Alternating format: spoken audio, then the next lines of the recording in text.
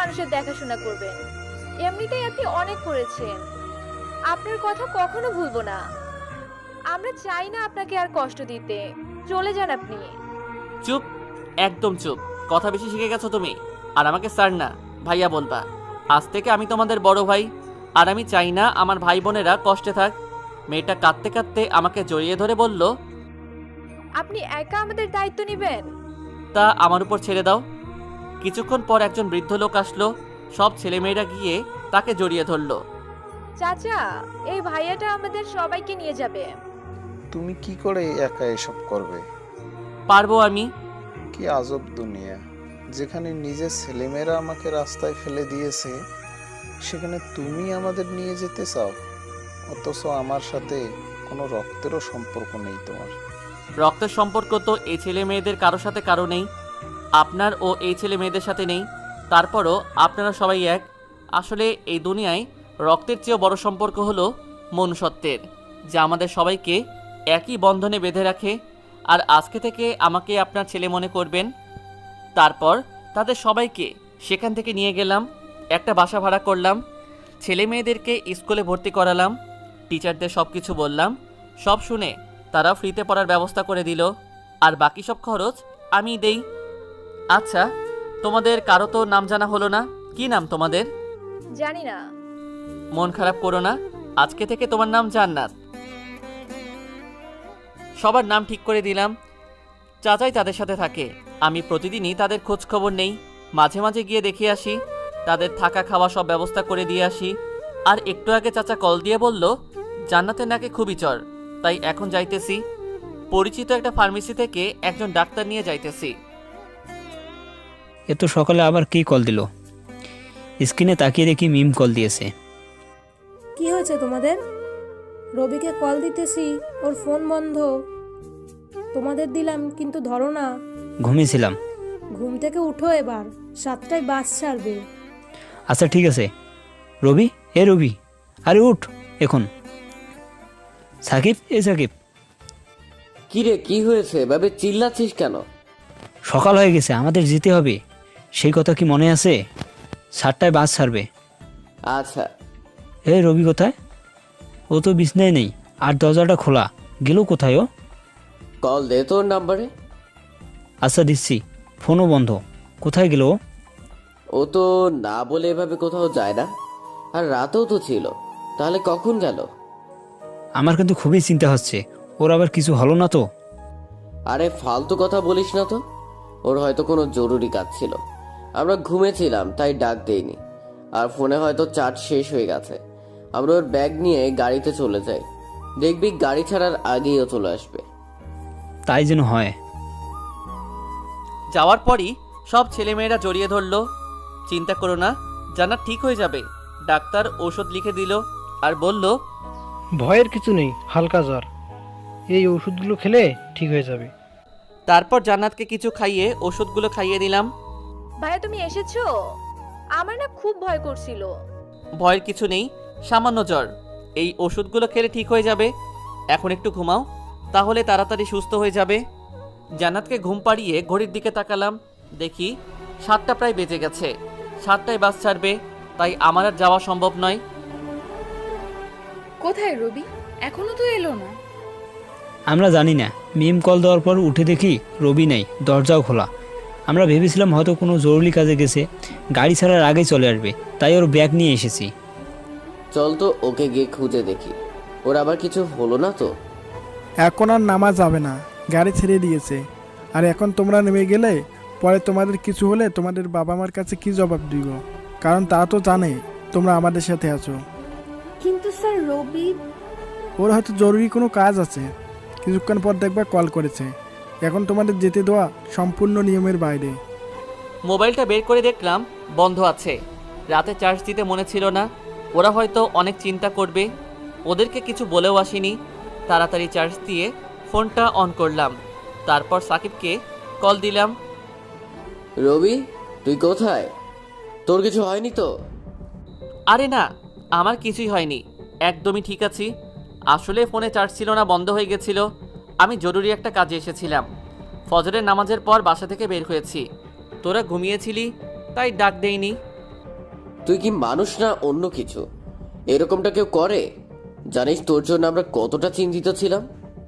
আমরা ভেবেছিলাম তুই হয়তো গাড়ি ছাড়ার আগেই চলে আসবি, তাই তোর ব্যাগও নিয়ে এসেছি। কিন্তু তুই আসিসনি। আমরা তো ভয় পেয়ে গেছিলাম যে তোর আবার কিছু হয়নি তো। গাড়ি থেকে নেমে আসতে চাইছিলাম, কিন্তু টিচার নামতে দেয় নাই। তুই আমাদের বললেই পারতি। সরি রে, বুঝতে পারি নাই। বুঝতে পারবাও না। নাও আদিবার সাথে কথা বলো। তোরে হাতের কাছে পাইলে যে কি করতাম এখন তা শুধুই আমি জানি। তুই একটা বদমাইশ। এই তুই হাসছিস কেন? তোর মুখে এইগুলো শুনতে ভালোই লাগে। চুপ, একদম চুপ। ট্যুর থেকে আসি, তারপর তোর খবর নিব। শালা তোর চিন্তায় আমরা মরে যাই আর তুই জরুরি কাজ নিয়ে আসিস। কতটা ভয় যে পাইছিলাম। তুই একবারও আমাদের ফোন দেওয়ার প্রয়োজন মনে করলি না? ওই চুপ করে আছিস কেন? কিছু বলছিস না কেন? কি বলবো? আসলেই তুই একটা বদমাইশ। জানি আমি। আচ্ছা তোরা ট্যুর এনজয় কর, রাখলাম।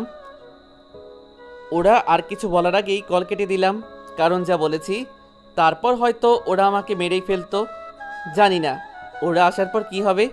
সবাই মিলে একসাথে নাস্তা করলাম। ভাবছি ওরা না ফিরে আসা পর্যন্ত এখানেই থাকবো। এখানে থাকার কথা শুনে ছেলেমেয়েরা খুবই খুশি হয়েছে। নাস্তা করে বিছানায় শুয়ে পড়লাম। খুবই ক্লান্ত লাগছিল, তাই ঘুমিয়ে পড়লাম। ঘুম থেকে উঠে ওদের সাথে কিছুক্ষণ আড্ডা দিলাম। এর মধ্যেই জান্নাত ঘুম থেকে উঠে গেছে। তারপর ওর কাছে গেলাম। এখন কেমন লাগছে জান্নাত? ভালো ভাইয়া। তুমি কখন আসলে? আসছি আরও আগেই। চিন্তা করো না, খুব তাড়াতাড়ি সুস্থ হয়ে যাবা। তোমাকে খুব কষ্ট দিলাম ভাইয়া। আমাদের জন্য তুমি যা করেছো তা হয়তো আমাদের আপন ভাই থাকলেও করতো না। আমরা কখনো ভাবিনি এরকম জীবন পাবো। যাও, তোমাদের সাথে কথা নাই। তোমরা আমাকে আপন ভাই ভাবো না। তুমি তো আমাদের বাবা মায়ের মতো। বাবা মা যেভাবে ছেলে মেয়েদের দেখাশোনা করে ঠিক তেমন ভাবে তুমি আমাদের দেখাশোনা করো। বড়দের মতো কথা কোথায় শিখছো তুমি? রাস্তায় থাকতাম না, তাই শিখে গেছি। চুপ, আর একবারও ওইসব কথা বলবা না। কিন্তু ভাইয়া না বলে তো আর আমাদের পরিচয় মুছে যাবে না। তোমরা কি ছিলে তাতে তোমার পরিচয় হবে না। সামনে কি হবা সেটাই তোমাদের আসল পরিচয় হবে। মন দিয়ে লেখাপড়া করবা, যাতে তোমরা সবাই বড় কিছু অর্জন করতে পারো। সবসময় একটা কথা মনে রাখবা, যুদ্ধটা তোমার নিজের সাথে নিজের। তোমার সব থেকে বড় প্রতিদ্বন্দ্বী তুমি নিজেই। অনেক ভালোভাবে পড়ালেখা করব ভাইয়া, আপনার জন্য হলেও করব। তা না হলে আপনার সব কষ্ট বৃথা যাবে। অনেক কথা হয়েছে, এখন কিছু খেয়ে নাও, তাহলে ভালো লাগবে। কিন্তু খেতে ইচ্ছে করছে না ভাইয়া। না খেলে তাড়াতাড়ি সুস্থ হবা না। তারপর জান্নাতকে কিছু খাইয়ে দিলাম। তারপর ওকে বললাম বিশ্রাম নিতে, আর আমি অন্যদের কাছে চলে আসলাম। এভাবে 2 দিন কেটে গেল। জান্নাতও সুস্থ হয়ে গেছে। এই 2 দিনে অনেক ভালো সময় কেটেছে বাচ্চাদের সাথে। আসলে বাচ্চাদের সাথে থাকলে এমনি মন ভালো থাকে, কারণ ওরা হলো নিষ্পাপ। আজকে রাতেই ওরা ট্যুর থেকে চলে আসবে, তাই ঠিক করলাম দুপুরে খাওয়ার পরই ওখান থেকে চলে আসব। আসার সময় খুবই খারাপ লাগছিল। বাচ্চারা সবাই জড়িয়ে ধরে কান্না করছিল। আমারও চোখ দিয়ে পানি বেরিয়ে পড়ছিল। আর বেশিক্ষণ ওখানে থাকলাম না, ওদের বুঝিয়ে শুনিয়ে চলে আসলাম। আমাকে কান্না করতে দেখলে হয়তো ওরা আরও কান্না করত, তাই তাড়াতাড়ি চলে আসলাম। বাসায় আসার পর চাচার কাছে ফোন দিয়ে ওদের খবর নিলাম। বিছানায় শুয়ে পড়তেই ঘুমিয়ে গেলাম। রাতে ওদের আসার জন্য অপেক্ষা করতে থাকলাম। কিছুক্ষণ পর দরজায় কেউ নক করলো। দরজা খুলেই তো অবাক হয়ে গেছি, কারণ সাকিব আর সাব্বিরের সাথে আদিবা মিমও ছিল। আজকে আমি শেষ। আদিবা আর মিমকে বললাম, তোরা এই রাতে এখানে কেন? কেউ দেখে ফেললে কি হবে? চুপ, আগে তোর সাথে বোঝাপড়া, তারপর এখান থেকে যাব। আরে দেখে ফেললে কি হবে? না, কিছুই হবে না। তারপর ওরা 4 জন আমাকে ইচ্ছে মতো বলতে লাগলো। আমি আগে জানতাম এইরকম কিছু হবে। অনেকক্ষণ পর ওদের বললাম, তোরা তো মনে হয় অনেক ক্লান্ত হয়ে গেছিস, কিছু খেয়ে নে। এই কথা শুনে ওরা সবাই আমার দিকে তাকিয়ে রইল। তুই কি এতক্ষণ আমাদের কথা শুনেছিস? শুনেছি তো। আমার মনে হয় না তুই শুনেছিস। শুনে থাকলে এই কথা তোর মাথায় আসতো না। সরি বললাম তো, আমার ভুল হয়ে গেছে তোদের না জানানো। এটা তোর ভুলটা করার আগে ভাবা উচিত ছিল যে তুই এরকম করলে আমরা কতটা চিন্তায় থাকবো। ভাই এখন বাদ দে, আর কিছু বলিস না। খুবই ক্ষুধা লাগছে। তোরা আসবি বলে রাতে খাইনি। এরপর সবাই একটু শান্ত হলো, ওরা সবাই ফ্রেশ হয়ে আসলো। তারপর সবাই মিলে একসাথে খেলাম, মনে হলো কোনো পরিবার। খুবই ভালো লাগছিল। খেয়ে দিয়ে আদিবা আর মিমকে বললাম, অনেক রাত হয়ে গেছে, এবার তাহলে তোদের বাসায় দিয়ে আসি, কেউ দেখলে সমস্যা হয়ে যাবে। আরে কি সমস্যা হবে, থাকি না আমরা এখানে। এমন থাপ্পড় মারবো দাঁত সব পড়ে যাবে। বিয়ের পর সাব্বিরের সাথে থাকিস, এখন না। আর সাব্বির, তুই কিছু বলছিস না কেন? হা হা হা, আমি কি বলবো? চুপ শালা লুইচ্ছে একটা। এখন চল ওদের দিয়ে আসি। দোস্ত আমার খুবই ক্লান্ত লাগছে, যা। শালা, আমি একা যাব? সাকিবকে নিয়ে যা। আমাকে কেন বলছিস? তুই যা। এখন আবার দুজনে ঝগড়া শুরু করে দিলি? তোদের দুজনকে যেতে হবে। তারপর জোর করে ওদের দুজনকে নিয়ে গেলাম। আদিবা আর মিমকে ওদের বাসায় দিয়ে আসলাম। রাস্তা দিয়ে তিনজন হাঁটতেছি। দোস্ত আমার খুব ঘুম পাচ্ছে, মনে হচ্ছে এখানেই ঘুমিয়ে পড়ি। আমারও একই অবস্থা। চুপ থাক শালারা, উল্টাপাল্টা কথা বলা বন্ধ কর। আর কিছুক্ষণের মধ্যেই বাসায় চলে আসবো, তারপর ঘুমাইস। বাসায় এসে ওদেরকে কল দিয়ে বললাম আমরা বাসায় এসে গেছি। বাসায় আসতে না আসতেই ওরা গিয়ে বিছানায় শুয়ে পড়লো, আমিও গিয়ে ঘুমিয়ে পড়লাম। সকালে মোবাইলের শব্দে ঘুমটা ভেঙে গেল। স্ক্রিনে তাকিয়ে দেখলাম আদিবা কল দিয়েছে।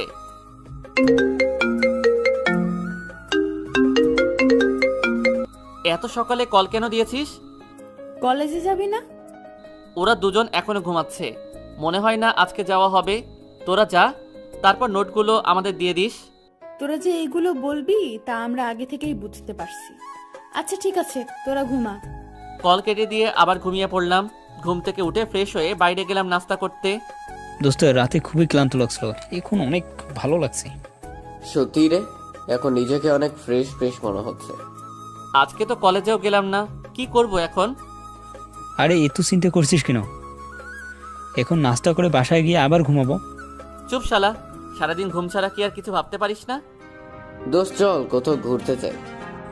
ওরা জানতে পারলে আমরা শেষ। আরে দূরে কোথাও যাব না, কাছেই কোথাও যাব। বিকেলের আগেই চলে আসবো। তাছাড়া দোস্ত, মেয়ে মানুষ নিয়ে ঘুরতে গেলে মজা নেই। তা ঠিক বলছিস। রবি, কি বলিস? কি আর বলবো সাব্বির, তোর এই কথা যদি মিমকে বলি তাহলে কেমন হবে? খুবই ভালো হবে দোস্ত। ভাই এই কথা মিম জানতে পারলে আমি শেষ।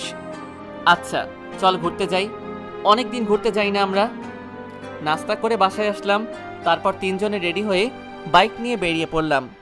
অনেক জায়গায় গেলাম, অনেক দিন পর সেই মজা করলাম। ওরা ঠিকই বলেছে, মেয়ে মানুষ নিয়ে আসলে এইরকম মজা পেতাম না। একটা রেস্টুরেন্টে লাঞ্চ করলাম, তারপর বাসায় আসলাম। বাসায় এসে ফ্রেশ হয়ে শুয়ে পড়লাম। সারাটা দিন বাইকে ঘোরাঘুরি করেছি, খুবই ক্লান্ত লাগছিল। তিনজনই ঘুমিয়ে পড়লাম। সন্ধ্যার একটু আগে ঘুম থেকে উঠলাম। সন্ধ্যার পর আদিবাদের কল দিয়ে লেকের পাড়ে আসতে বললাম। লেকের পাড়ে যাওয়ার পর আদিবা বলল, কালকে কলেজে যেতে হবে না। কেন? কালকে সবাই মিলে রেস্টুরেন্টে লাঞ্চ করব, আর তোদের সবার জন্য একটা সারপ্রাইজ আছে। কি সারপ্রাইজ? তা বলে দিলে তো আর সারপ্রাইজ হলো না।